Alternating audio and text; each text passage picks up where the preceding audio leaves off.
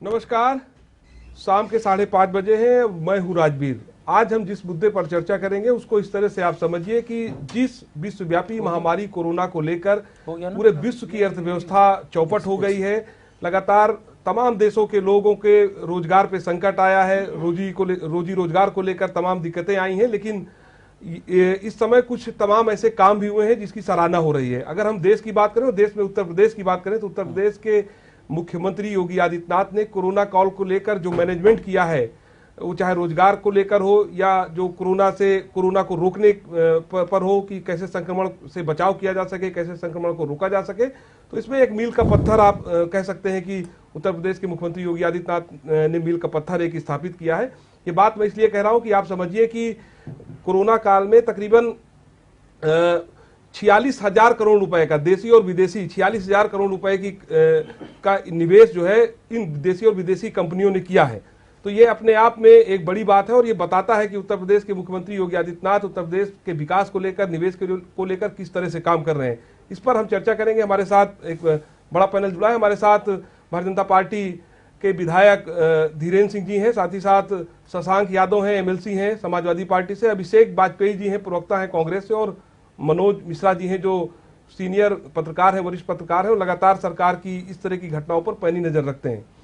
तो सबसे पहला सवाल तो अभिषेक जी आपसे है कि ठीक है, आप लोग तमाम आलोचना करते रहते हैं, तमाम कोरोना को लेकर तमाम बार आप लोगों ने धरना प्रदर्शन किया, मुख्यमंत्री के जो बयान आते हैं उस पर सवाल खड़ा करते हैं, लेकिन इसको तो मानेंगे ना कि अगर कोरोना काल में लाखों लोगों के रोजगार की बात सरकार कर रही है, 46,000 करोड़ रुपए का अगर एमओयू साइन हुआ है, अगर इस तरह की चीजें और आगे भी हो रही हैं, तो ये तो कहेंगे ना आप कि उत्तर प्रदेश के मुख्यमंत्री विकास को लेकर एक बेहतर काम कर रहे हैं। देखिए राजवीर जी, सबसे बड़ी बात यह है कि सरकार जो कह रही है उसके करनी और कथनी दोनों में अंतर है जी। कथनी और करनी दोनों में अंतर है।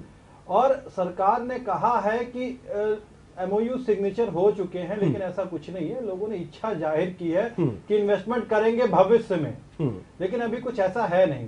और अगर हम ये कहें कि लोगों को रोजगार मिलने की दिशा में कदम उठाया है तो ये भी ठीक नहीं होगा, क्योंकि रोजगार किसी के पास है ही नहीं। जब कहीं पे कुछ होगा तब तो काम हो पाएगा ना। उद्योग धंधे, जब आप अपने यहाँ के चलते हुए उद्योग धंधे बंद हो गए हैं तो आप किस बेस पे कह रहे हैं कि आप बाहर से लोग आकर के इन्वेस्टमेंट करेंगे। आप चाहे लखनऊ की चिकन को देख लीजिए, चाहे आप देख लीजिए वहां पे बनारस को आप देख लीजिए, उद्योग धंधे बंद पड़े हुए हैं। चाहे आप किसी मतलब प्रदेश के कई जगह पे, चाहे आप कालीन उद्योग को देख लीजिए, बहुत सारे पीतल उद्योग, जितने भी उद्योग अगर आप देखेंगे वो तो आप स्टेबल नहीं कर पा रहे हैं। अभिषेक जी, ये बात इसकी नहीं है कि कोरोना का जो एक तरह से देखिए आपातकाल की जो स्थिति हुई, लगभग 1 साल से ज्यादा का वक्त हो रहा है, तो ऐसे में क्या स्थिति पूरे वर्ल्ड की है, पूरे विश्व की है, लेकिन उस स्थिति को देखते हुए ये तो आप मानेंगे ना कि उत्तर प्रदेश की सरकार, विश्व से इसको कंपेयर मत कीजिए। क्यों नहीं विश्व से इसको कंपेयर मत कीजिए, क्योंकि उत्तर प्रदेश जो है, इसकी यहाँ की राजनीति, यहाँ की लोगों की जरूरतें हर चीज पे अलग है। और जो रोजगार की बात हम कर रहे हैं, यहाँ पे जो आबादी है, काफी जगह पे आप देखेंगे यहाँ से लोग बाहर जाते हैं रोजगार अपना करने के लिए। ठीक है, कितने सारे लोग दूसरे प्रदेशों में जा करके रोजगार ढूंढ करके काम कर रहे हैं। अभी योगी जी ने कहा था कि हम लोगों को यहीं पे खुद रोजगार देंगे। इन्होंने एक स्कीम भी चलाई थी जहां पे बैंकों से ऋण देने की बात आई थी, लेकिन बैंकों ने उनको ऋण ही नहीं दिया, क्योंकि काफी सारे जो लोग थे उनके सिविल स्कोर्स खराब थे। ऐसे में बैंक के सामने बड़ा संकट था कि उनकी पूंजी फंसने का संकट था, लेकिन सरकार ने कहा कि उनको पूंजी मिलनी चाहिए। ये तो देखिए कहने वाली बात है, लेकिन जब वो जमीनी स्तर पे काम हो सके तब उसके लिए कहने वाली बात है ना कि हाँ लोगों को मिलेगा रोजगार। ऐसा कुछ कहीं जमीनी स्तर पर कुछ है नहीं। मनोज जी, ये बताइए कि सरकार जो ये दावा कर रही है एमएसएमई के जरिए लाखों करोड़ रुपए का जो लोन है, लोगों को जो छोटे उद्योग हैं, बड़े उद्योग हैं, इनको लोन प्रोवाइड किया गया, और अभिषेक जी कह रहे हैं कि बैंकों में संकट है, बैंक लोन देने से मना कर रहा है, उनकी सिविल अच्छी नहीं है। तो ये दोनों डिफरेंसेस कहाँ है? क्या यहाँ भी पक्ष और विपक्ष की ही बात हो रही है? क्या जो अच्छा काम हो रहा है उसको अच्छा कहना चाहिए? राजवीर, मुझे लगता है कि इनकी बात का बहुत सारा जवाब तो भारतीय जनता पार्टी के प्रवक्ता देंगे, क्योंकि बात पार्टी की है और अभिषेक जी अपनी पार्टी के पक्ष रख रहे हैं। लेकिन अगर हम पत्रकार के तरीके से या प्रदेश में विगत 3.5 साल की सरकार के कार्य को देखें तो शुरुआती दौर में जिस तरीके से पहला, दूसरा, तीसरा और लगातार इन्वेस्टर मीट किया गया, एक पॉजिटिव माहौल और इन्वेस्टर को एक भरोसा दिलाने की बात की गई। फरवरी या मार्च की बात कर ले, 25 मार्च के बाद जिस तरीके से विश्व और देश में लगातार लॉकडाउन लगता रहा, प्रदेश की बड़ी आबादी है, बड़ा प्रदेश है, बड़ा क्षेत्रफल है, और कालीन उद्योग की बात करेंगे, बनारस की बात करेंगे, मुरादाबाद की, तो ये उद्योग एक दिन में बंद नहीं हुए हैं। 89 से लेकर के लगातार 30 साल तक बहुत लोगों की अन्य क्षेत्रीय दलों की सरकारें रही हैं और बहुत सारे कारण रहे हैं। देखिए, जब तक लॉ एंड ऑर्डर, यातायात, बिजली 24 घंटा और सुरक्षा आप नहीं देंगे, तब तक उद्योग आते नहीं है। सैमसंग का चीन से यूपी आना, हीरा नंदानी, ब्रिटानिया और बहुत सारे ग्रुपों का एमओयू करने में रुझान या लगभग 47,000 करोड़। देखिए, अब से बोलिए, आप नंबर आएगा वो उस पर नहीं बोलता। अब से तो इस माहौल में विश्वसनीयता की तरफ बढ़ रहे हैं, और कभी भी राजवीर जी 2, 3, 4 सालों में आपको चीजें दिखती नहीं है, वो क्रियान्वयन पेपर पे होता है, फिर एग्जीक्यूट होता है कहीं जाकर के लैंड पे। तो लैंड एक्विजिशन से लेकर के हाईवे के पास या बाकी चीजों को लेके सरकार एक पॉजिटिव माहौल में काम कर रही है। डिलीवरी देने में समय लगेगा, लेकिन कोरोना काल में जहां पर कि लगातार निगेटिविटी थी, ये जरूर मैं मध्यम के जरिए इन्होंने लोगों में एक विश्वास भरने की कोशिश की है। ठीक है मनोज जी, आएंगे आपके पास, लेकिन उससे पहले धीरेन्द्र जी, हम आपके पास आए उससे पहले समाजवादी पार्टी के एमएलसी हैं, विद्वान व्यक्ति हैं, शशांक जी हैं, इनसे ले लें, चूंकि सारे सवालों का जवाब भारतीय जनता पार्टी को ही देना है, तो चूंकि आप, मुझे लगता है आप बेहतर जवाब भी देंगे।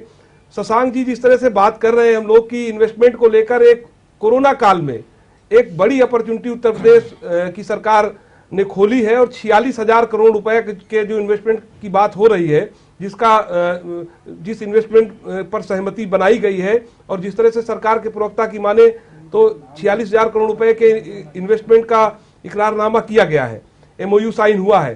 तो ऐसे में आपको लगता नहीं कि जो तमाम सवाल आप लोग करते थे सत्ता पद से कि कोरोना के समय पूरे प्रदेश को बर्बाद कर दिया, मुख्यमंत्री योगी आदित्यनाथ ने कोरोना के रोकथाम को लेकर कोई प्रयास नहीं किया, अस्पतालों की व्यवस्थाएं कैसी हैं, तो इन सब तमाम सवालों का जवाब तो आपको मिल गया ना इस इन्वेस्टमेंट से, शशांक जी? हाँ जी, जवाब मिल गया। जो 2018 में मिला था, जो 2019 में मिला था, वही जवाब मिले हैं, क्योंकि इससे पहले भी 5-5 लाख करोड़ के एमओयू। क्या 2018-19 में क्या मिला था? आप इन्वेस्टर्स मीट की बात कर रहे हैं? जी हाँ, मैं उसी को कह रहा हूं। और सतीश महाना साहब का 28 फरवरी 2020 का स्टेटमेंट है कि 93 जो एमओयू, कुल जो 1045 एमओयू साइन हुए थे, उसमें से 93 लोग फील्ड पर आए हैं, उन्होंने इंटरेस्ट जाहिर किया है, प्लॉट्स वगैरह लेने शुरू किए हैं। यानी कि 9% का परफॉर्मेंस था पिछले 2 साल का जो एमओयू साइन हुए थे। उसके बाद तो फिर कोरोना आ गया। अब इस बीच मैं कह रहा हूं कि सरकार, उत्तर प्रदेश की सरकार विज्ञापन, प्रचार और मीडिया में एक माहौल बनाने की कोशिश कर रही है। हर सरकार करती है, कोई बुराई नहीं है उसमें, लेकिन जमीनी हकीकत आपको बता दूं, मैं केवल तथ्यों की बात कर रहा हूं। भारत की सरकार की एक वेबसाइट है, इस वेबसाइट का नाम है इंडिया इन्वेस्टर्स मीट ग्रिड।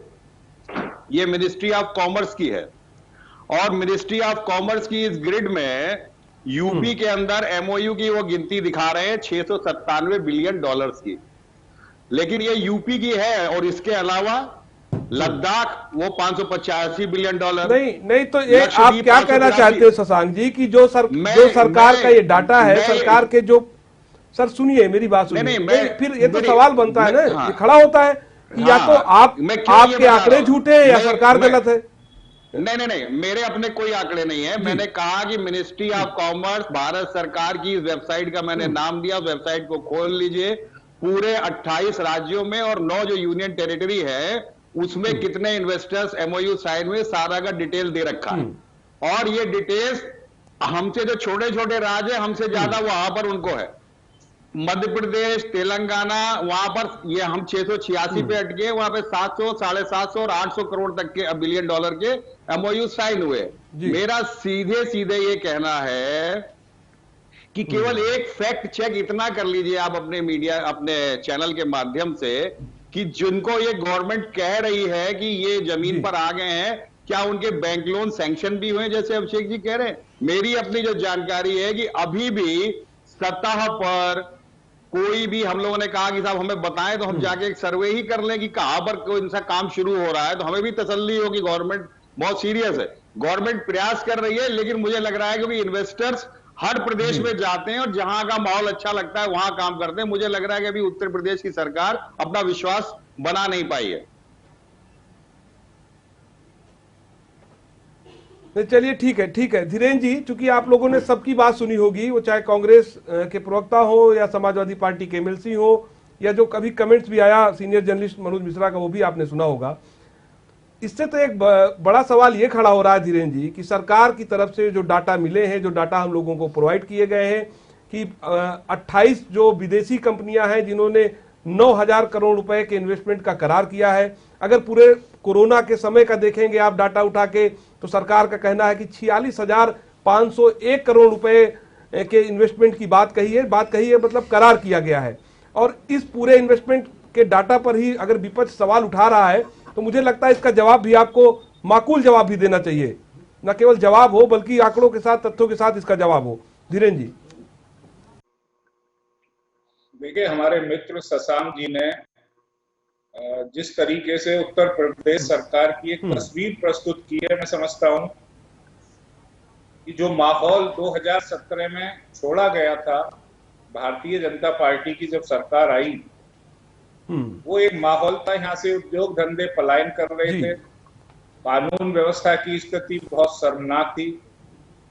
मैं उदाहरण के तौर पर आपको सिर्फ एक उदाहरण दूंगा, और वो उदाहरण में जनपद गौतम बुद्ध नगर में स्थित यमुना एक्सप्रेसवे औद्योगिक विकास प्राधिकरण में कोरोना काल में आए हुए इन्वेस्टमेंट का दूंगा, जिसके तथ्य भी मेरे पास हैं। हम लोगों ने तकरीबन 4,000 स्क्वायर मीटर के जो प्लॉट हैं वो अलॉटेड किए हैं 179.51 हेक्टेयर्स के, और जिसमें इन्वेस्टमेंट आया है तकरीबन 1,680 करोड़, और इससे एक्सपेक्टेड एम्प्लॉयमेंट होगा 368 के करीब। और जो 4,000 स्क्वायर मीटर के आवंटित किए गए, 4,000 स्क्वायर मीटर से ऊपर के 171 प्लॉट आवंटित किए गए, जिनमें इन्वेस्टमेंट आया है 5326.26 करोड़।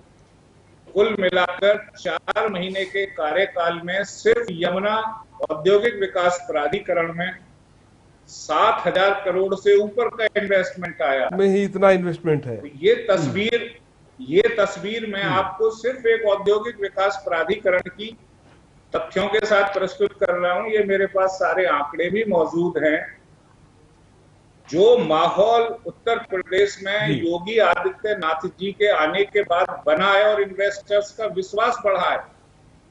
देखिए, एयरपोर्ट का प्रोजेक्ट पिछले लगभग 20 सालों से लंबित था, और आज 3 साल के छोटे से पीरियड में इतना बड़ा भूमि अधिग्रहण, जहां किसानों की सहमति से सवाल इस बात का है कि नहीं, ये सवाल इसलिए सरकार के भरोसे पर सवाल इसलिए उठता है कि जो अभी देखिए, जो इन्वेस्टर्स मीट सरकार बनते ही करवाई गई, उसमें जो डाटा दिए गए, कैसे डाटा थे, 4.25 लाख करोड़ रुपए के इन्वेस्टमेंट की बात कही गई।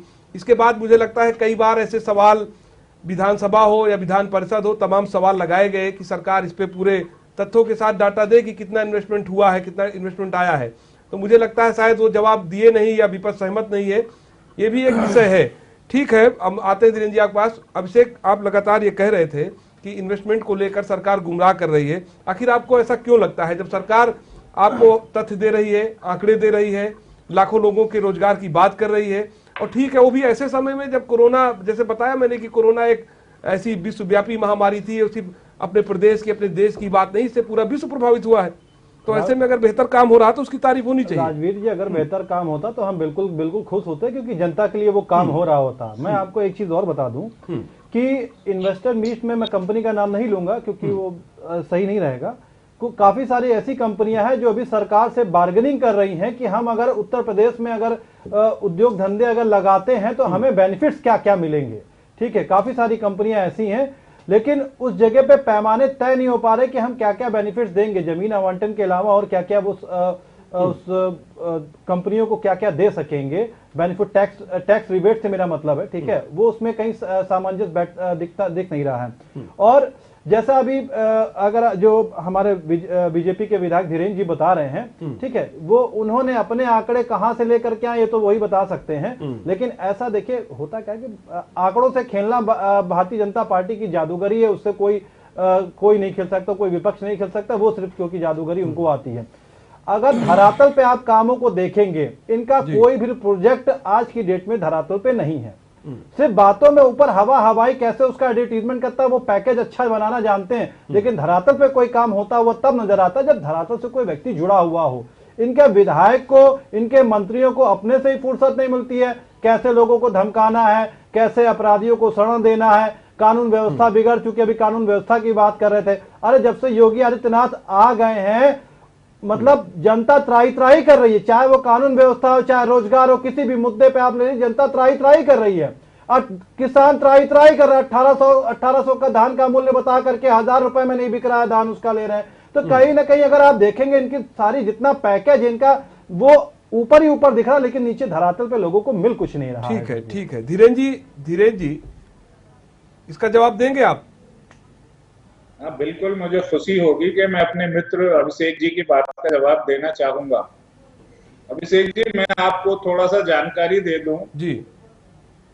अनेकों मल्टीनेशनल कंपनी, मैं जेवर विधानसभा का विधायक हूं और मेरे यहाँ एवरी डेनिसन एक अमेरिका की कंपनी है जो है तकरीबन 300 करोड़ का इन्वेस्टमेंट कर रही है। 3 महीने से उस कंपनी का निर्माण कार्य आरंभ है, उससे रोजगार का जनरेशन होगा 3500 स्थानीय रोजगार का।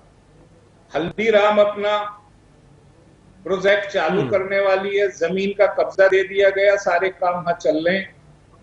तकरीबन 25 से 30 इंडस्ट्री अपनी बाउंड्री वाल बनाकर यहाँ इन्वेस्टमेंट पूरी तरीके से करने के मूड में अपना निर्माण कार्य आरंभ कर चुकी हैं। और मैं आपको ये भी बता दूं, कोरोना पीरियड में ये केवल आपके विधायक इन्वेस्टमेंट आया, केवल आपके क्षेत्र का इन्वेस्टमेंट है। धीरेन्द्र जी, उससे रोजगार का माफी चाहता हूँ, लेकिन मैं आपकी जानकारी दुरुस्त कर दूं।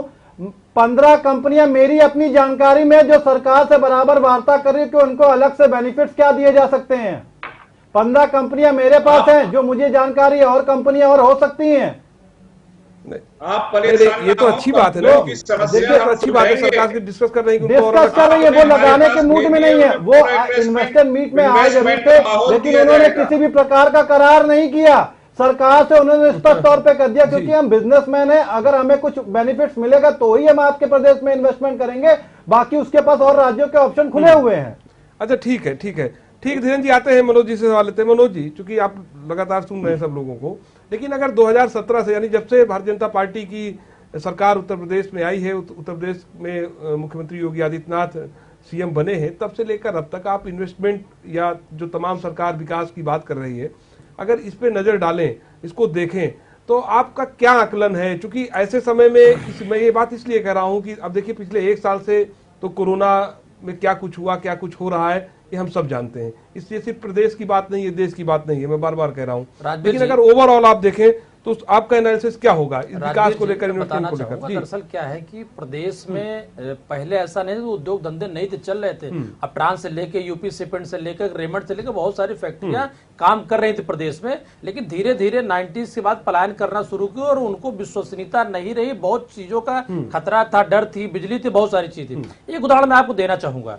चंद्रबाबू नायडू जब मुख्यमंत्री हुए हैदराबाद के, तो उन्होंने कंपटीशन किया अपने बगल के राज्य कर्नाटका से, और वन विंडो सॉल्यूशन उन्होंने निकाला था राजवीर जी, और उसकी स्थिति ये हुई कि 7 सालों में, एक पंचवर्षीय योजना में नहीं हुआ था, लेकिन 7 सालों में उन्होंने बंजारा हिल्स और जुबली हिल्स को आईटी सेक्टर में डेवलप किया और शिफ्ट करने की कोशिश भी की। मैं ये नहीं कहना, मैं कह रहा हूं कि प्रदेश में बहुत सारा विकास हो गया, बहुत सारी इंडस्ट्रियां लग गई, बहुत सारे काम शुरू हो गए। देखिए, जब तक आप माहौल नहीं पैदा करेंगे, अगर अड़चनों की चर्चा करेंगे अभिषेक जी, तो ठीक बात है, हो सकता है कि बार्गेनिंग तभी होती है जब हमको बेहतर माहौल मिलता है। पहले लोग आते नहीं थे, अगर आने का माहौल यहां बन रहा है तो ठीक है, बीवी हाँ, और उत्तर 100 में प्रदेश- 100 में चलिए बोल आते हैं, लीजिएगा, कुछ लोग उत्तर चले प्रदेश जाते के हैं। निवासी होने के नाते मुझे लगता है ये बहुत अच्छी बात है। और राजवीर जी, विषम परिस्थिति में शशांक जी जिस तरीके से कह रहे थे कि यूनियन टेरिटरी में, शशांक जी मैं लगातार पिछले 15-16 साल उन टेरिटरीज में, चाहे वो नॉर्थ ईस्ट की हो चाहे लक्षद्वीप में, मैं काम कर ही रहा हूँ। अंडमान निकोबार भी में पहले से माहौल था, आज वो माहौल डेवलप नहीं हुआ है। वहां इंडस्ट्री को लगाने के लिए बहुत सारी सुविधाएं, लैंड एक्विजिशन से लेकर के बिजली पानी सड़क की पहले प्राथमिकता दी जाती है। अगर प्रदेश में गोरखपुर से लेकर गाजियाबाद तक ये सुविधाएं दी जाती हैं, जो नए हमारे हाईवे बन रहे हैं उसमें अगर इस कॉरिडोर डेवलप किया जाता है तो बेहतर है। हो सकता है, आप बिल्कुल सही कह रहे हैं कि आंकड़ों की खेलबाजी चल रही है, उस पर आपका सवाल बनता है। लेकिन एक बेहतर माहौल के लिए राजवीर जी मैं कहना चाहूंगा, कोरोना काल में जहां लगातार निगेटिविटी थी, वाकई में 47,000 करोड़ का अगर MOU साइन हो रहा, और बहुत सारी कंपनी जैसी हैं, मैंने फिर अच्छा, नाम ठीक गिनाना है। शुरू हाँ, करूंगा, नहीं, ठीक जो बात उत्तर है। प्रदेश में आना चाहती है। अच्छा शशांक जी, मैं आपसे सवाल करता हूं, चूंकि आप लोग चाहे, अब मैंने देखा चाहे वो हाउस चलने वाला हो, उसके पहले धरना प्रदर्शन, आप कांग्रेस, बहुजन समाज पार्टी, इसी इन्वेस्टमेंट को लेकर, कानून व्यवस्था को लेकर आप लोग अक्सर विरोध करते हैं। लेकिन ठीक बात कही मनोज जी ने कि अगर विकास को लेकर सरकार की एक सोच है, ठीक है कि 4.25 लाख करोड़ रुपए के इन्वेस्टमेंट की बात कही गई, उसमें से बहुत सारे लोग आए, बहुत सारे लोग चले गए, कुछ ऐसे उद्योगपति थे जिनका MOU साइन हुआ लेकिन इसके बावजूद वो नहीं आ पाए, प्रदेश में काम नहीं कर पाए, वजह कुछ भी हो सकती हैं। लेकिन ये एक शुरुआत तो है ना, ये इसलिए कहा जा रहा है कि इसके पहले आपकी भी सरकार थी, अगर आपने कुछ इससे बेहतर किया हो तो आप बताइए। जी, मैं केवल, मैंने कहा बहस के लिए बहस नहीं करूंगा, केवल तथ्य रखूंगा। और पहला तथ्य यह है 2016-17 की मेरे सवाल का जवाब है स्वागत है सर। विधान कि 8.1% GDP उत्तर प्रदेश सरकार की थी 16-17 में, और उसके बाद GDP लगातार उत्तर प्रदेश सरकार की 17-18 में गिर के 7% हुई, उसके बाद 6.3% आ गई। अगर बीजेपी सरकार में GDP गिर रही है तो उसके कोई मायने होंगे। दूसरी बात, पूरा हिंदुस्तान की हर सरकार प्रयास कर रही है, ये कोई विशेष चीज नहीं हो रही है। मैं आपसे केवल यही कहना चाह रहा था कि जो भारत सरकार की मिनिस्ट्री ऑफ कॉमर्स की जो MOU साइन इन्वेस्टर ग्रिड जो वेबसाइट है, मैं फिर अनुरोध करूंगा अपने सम्मानित साथियों से कि एक बार उसको देख ले। कोई भी राज्य जो है, जो हमसे छोटे छोटे राज्य है, आंध्र प्रदेश जो है, आप यकीन करेंगे आंध्र प्रदेश ने $744 बिलियन के MOU साइन किए हैं। अंडमान निकोबार में 587 के, अरुणाचल छोटा सा राज्य $602 मिलियन, वेस्ट बंगाल 664 के, हम 697 पर हैं, Tripura $586 billion, Madhya Pradesh $704 billion, Maharashtra $793 billion. ये मैं फिर कह रहा हूं, जैसे डिफेंस कॉरिडोर भाजपा की सरकार बना रही है, डिफेंस कॉरिडोर में जो लोग इंटरेस्टेड हैं वो कई बार मिल चुके हैं, अभी भी लैंड एक्विजिशन का काम पूरा नहीं हो पाया है 1.5 साल में। जेवर का उदाहरण दिया माननीय विधायक जी ने, एक बहुत ही महत्वाकांक्षी योजना है और पूरे हिंदुस्तान के लिए ये महत्वपूर्ण कदम जारी होगा, और हमारी पूरी शुभकामना है कि जितनी जल्दी ये बने तो उत्तर प्रदेश को एक नया आयाम मिलेगा। हम इस गुड इंटेंशंस का स्वागत करते हैं जो सरकार प्रयास कर रही है, लेकिन मैं कह रहा हूं कि इस प्रयास में गंभीरता नहीं है। कोई ऐसा विशेष चीज उत्तर प्रदेश की सरकार नहीं कर रही है जो दूसरे राज्य नहीं कर रहे हैं, और इसीलिए मैं बार बार कह रहा हूं। आप ये कैसे कह रहे हैं? मैं ऐसे इसलिए कह रहा हूं, सवाल तो यही है कि आप ये बात कैसे कह रहे हैं, किस आधार पे कह रहे हैं कि सरकार इसको लेकर गंभीर नहीं है? आप दो चार बात बताइए, 2-4 उदाहरण दीजिए। सरकार गंभीर नहीं है। मैंने साधारण सा बहुत छोटा सा उदाहरण दिया कि डिफेंस कॉरिडोर को इतने शोर शराबे के साथ शुरू किया गया था, अभी भी उसका डिफेंस के कॉरिडोर का लैंड एक्विजिशन कंप्लीट नहीं हो पाया है। इंडिया जो एक्सप्रेस वे की जो बात थी, जो पूर्वांचल के एक्सप्रेस वे को बार बार ये कह रहे थे हम दिसंबर में शामिल कर देंगे, इसको चलाने लायक कर देंगे दिसंबर 2020 में, और आज की स्थिति यह है, जो मेरे पास जो तथ्य है कि अभी अगले 3 महीने में भी उसका उद्घाटन होने की संभावना नहीं है। मैं ये कह रहा हूं कि सरकार प्रचार ज्यादा कर रही है, अपने प्रयासों को बढ़ा चढ़ा के बता रही है। 1 साल का एक्सटेंड किया है जी, फिर बढ़ा दिया गया, तो इसलिए कह रहा हूं कि जो जितने भी चीजें हैं, धीरेन जी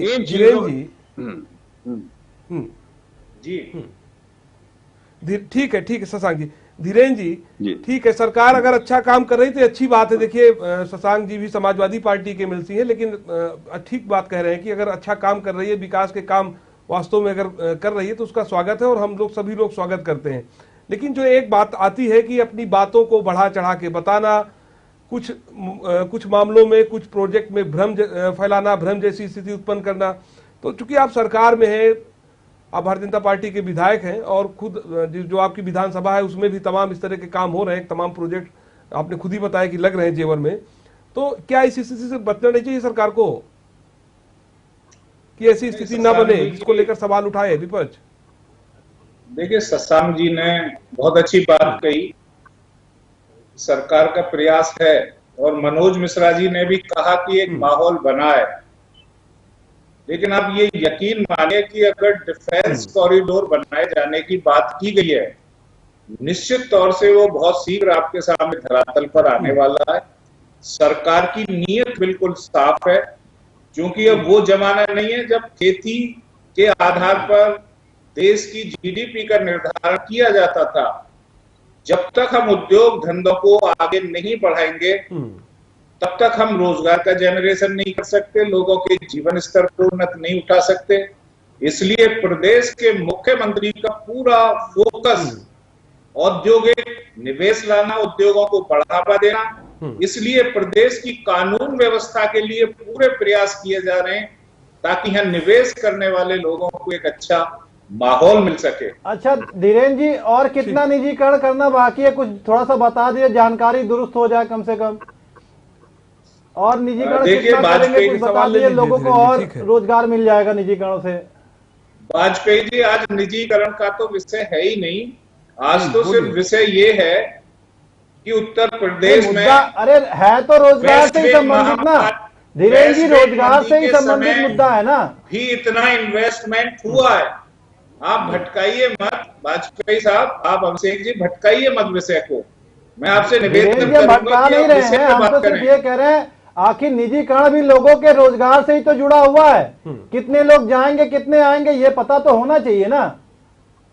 मैंने आपको बताया एक छोटे से क्षेत्र का उदाहरण धीरेन्द्र जी कि कोरोना काल में 7,000 से ऊपर निवेश आ चुका है। आप बैंक के अकाउंट चेक कर लें और उससे रोजगार का जनरेशन हो रहा है 1,71,683। ये एक मैं छोटे से जिले का आपको उदाहरण दे रहा हूं। अगर इसे आप जमीन से जुड़ा व्यक्ति हूँ और जमीन की चीजें ही देखता हूँ। मैं आपको रोजगार का जनरेशन बता रहा हूँ ना। मैं तो 2 लाख का आपको उदाहरण दे रहा हूँ, मेरे पास कागज मौजूद है, आप बैंक के अकाउंट चेक कर लें।